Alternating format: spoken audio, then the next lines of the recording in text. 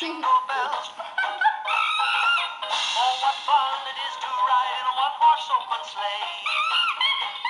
sleigh. Today we are going to learn fractions by making sugar cookies.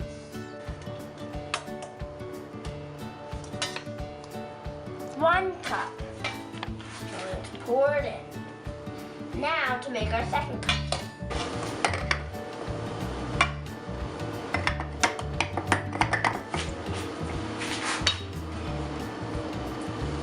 Two and a half cups.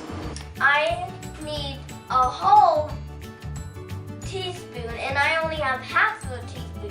So in order to make a whole teaspoon, I'm going to pour two half teaspoons inside of the egg.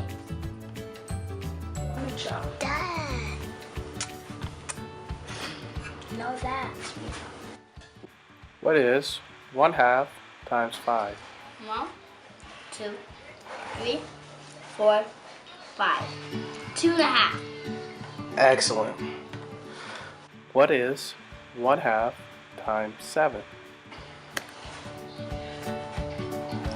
3, 4, 5,